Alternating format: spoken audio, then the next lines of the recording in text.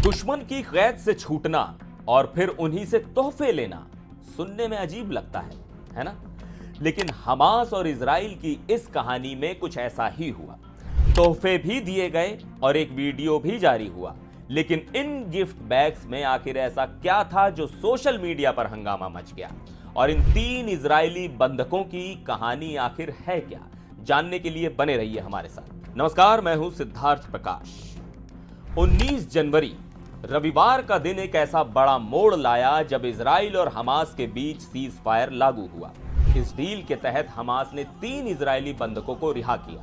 नाम याद रखिए, एमिली दमारी 28 साल की, रोमी गोनन 24 साल की और डोरोन स्टेन ब्रेचर 31 साल की। इन्होंने हमास की कैद में लंबा वक्त बिताया और जब इन्हें छोड़ा गया तो ऐसा लगा जैसे किसी फिल्म का इमोशनल क्लाइमैक्स चल रहा हो।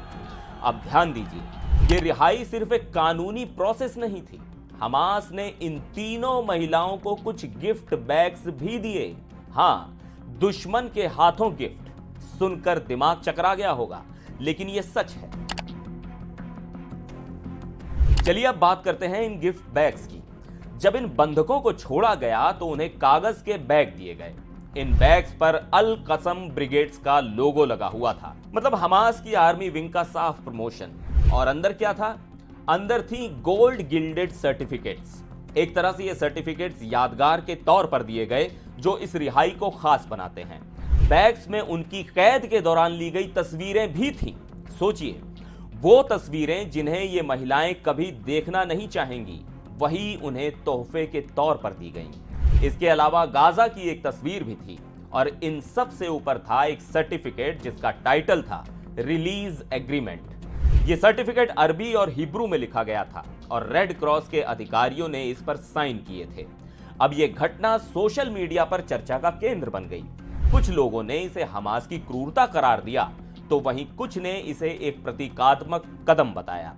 सोशल मीडिया पर बहस इस बात को लेकर भी गर्म हो गई कि रिहा किए गए इजरायली बंधक खुश और स्वस्थ नजर आ रहे थे, जबकि इजराइल से रिहा हुए फिलिस्तीनी कैदी बेहद कमजोर और बीमार हालत में थे।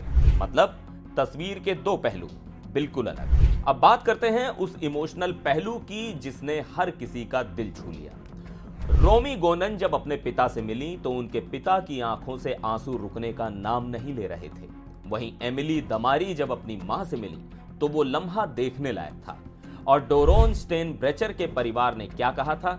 उनका बयान था, हमारी बहादुर डोडो जिसने 471 दिनों तक हमास की कैद में जिंदगी बिताई, अब अपनी रिहैबिलिटेशन की नई शुरुआत करेगी। अब सवाल यह है कि ये रिहाई और गिफ्ट बैग्स के पीछे हमास की असली रणनीति क्या है? ये 15 महीने लंबे गाजा युद्ध के अंत की शुरुआत है या सिर्फ एक अस्थायी ब्रेक? और क्या इजराइल और फिलिस्तीन के बीच ये शांति ज्यादा दिन टिकेगी? आने वाले दिनों में हमास और भी बंधकों को रिहा करेगा। देखना होगा कि इस डील का अंजाम क्या होता है। तो ये थी हमास और इजराइल के बीच एक और अजीबोगरीब और दिलचस्प कहानी। आपकी इस पूरे वाकये पर क्या राय है?